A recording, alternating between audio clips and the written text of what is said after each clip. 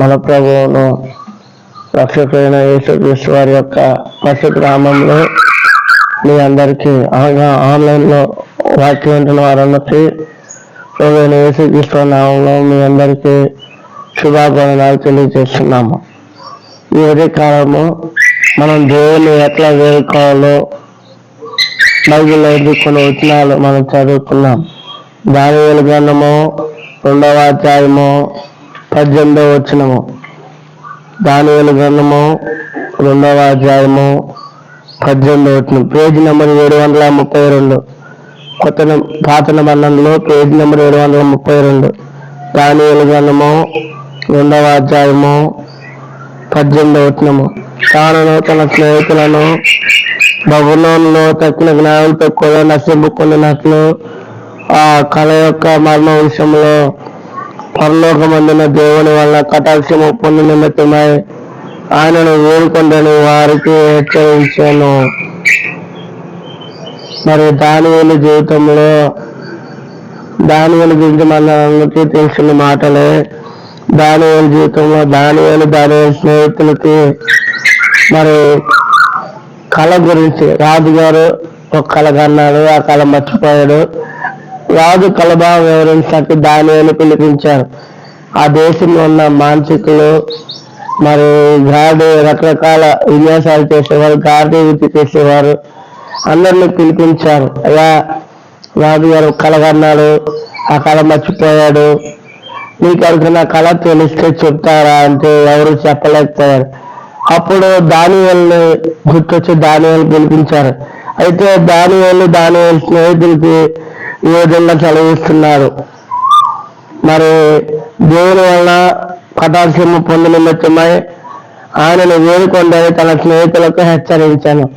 దానియేలు జీవితంలో స్నేహితులకు హెచ్చరిక చేస్తూ వచ్చారు. అలాగనే మనం చూస్తే బైబిల్లో కొంతమంది భక్తులు ఎలాగ వేడుకున్నారో 2-3 మాటలు మనం చూసి ముగించుకున్నాం. మరి అపోస్తల కార్యములు 16వ అధ్యాయము 15వ వచనం ఇస్తే అపోస్తల కార్యములు 16వ అధ్యాయము 15వ వచనం వాక్యం మనకు సెలవిస్తుంది. అపోస్తల కార్యములు 16వ అధ్యాయము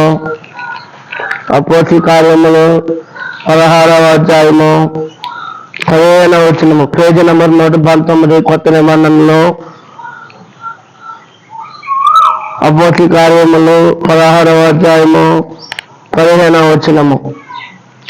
ఆమె ఇంటి వారిలో బాప్తిసం పొందినప్పుడు ఆమె, నేను ప్రభువు నన్ను విశ్వాసం కలదని పెంచితే నా ఇంటికి వచ్చి ఇల్లుడని 7 మమ్మల్ని బలవంతము చేశాను. ఇక్కడ అపోస్తలుడైన పౌలు జీవితంలో మనం చూస్తే మరి ఇక్కడ ఒక స్త్రీ గురించి మనం చూస్తున్నాం. తన ఇంటికి వచ్చి ఆమె ఇంటి వారు బాప్తిసం పొందినప్పుడు ఆమె, నేను ప్రభువు నన్ను విశ్వాసం కలదానని ఎంచితే నేను మా ఇంటికి వచ్చి ఇల్లుడని మరి పౌలుని బలవంతం చేసింది. లీదియా పౌలుని బలవంతం చేసింది. నేను నా ఇంటి వారు బాప్తిసం పొందాం, మేము దేవుని నమ్ముకున్నాం, మేము దేవుని నమ్మిన బిడ్డలను మీరు ఎంచితే మీరు మా ఇంటికి వచ్చి ఉండగానే వారిని వేడుకొని బలవంతం చేసినట్టు వారిని వేడుకున్నది మా ఇంటికి రండి అని.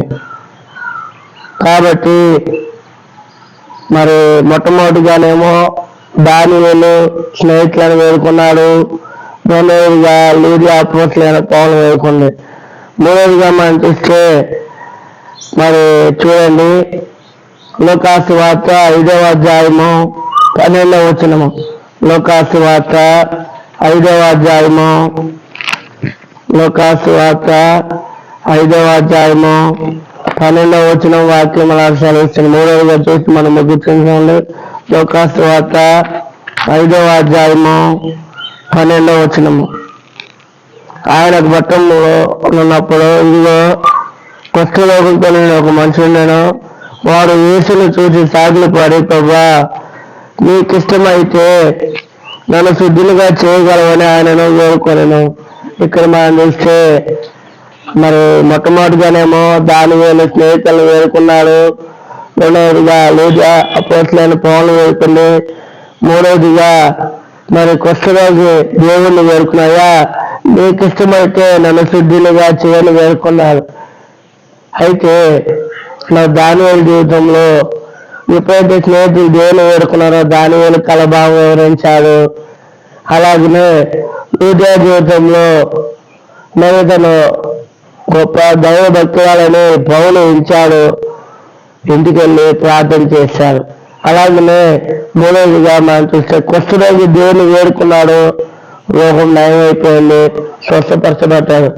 ఈ కాలంలో కూడా నువ్వు దేవుని వేడుకుంటే నీకున్న అనారోగ్య సమస్యలు, నీకున్న బాధలు, కష్టాలు అన్నీ తొలగిపోతాయి. నిన్ను ఆయన ఏం అడగట్లేదు. నువ్వు ఉన్న చోటనే మోకరిసి, అయ్యా నాకున్న ఈ కష్టాలు, నాకున్న ఈ బాధలు తీసివేయని దేవుని వేడుకుంటే తీసివేస్తాడు, నేను గొప్ప వ్యక్తిగా చేస్తాడు. కాబట్టి ఎప్పుడైతే నువ్వు దేవుని వేడుకుంటావో నీకు అన్ని దేవునినే ప్రాప్తిస్తాయి. నువ్వు దేవుని వేడకుండా, దేవుని వేడుకోకుండా నీ కార్యాలు చేస్తూ నీ సొంత కార్యాలకే నువ్వు పరిమితం అయిపోయి దేవునికి దూరంగా ఉంటే నీకు దీవెనలు రావండి. ఎప్పుడైతే నువ్వు దేవునికి దగ్గరగా ఉండి ఆయనతో సంబంధం కలిగి అనగా ఆయన వేడుకుంటావో అప్పుడే నీకు దీవెనలు వస్తాయి. ఆ దీవెన కావాలంటే యేసు ప్రభు దగ్గరికి వస్తేనే దీవెనలు పొందుతావు. మరి ఈ లోకంలో ఎవరి కింద దీవించబడలేవు, కానీ దేవుని దగ్గరికి వచ్చి వేడుకుంటే నీకు అధికమైన దీవెనలు, నీ రోగాలన్నీ నయమవుతాయి, నువ్వు బాగుపడతావు, నిజమైన విశ్వాసగా నువ్వు కనబడేవారుకుంటావు. అటు ఇదిగతో మనకి సహాయం చేయను కాక.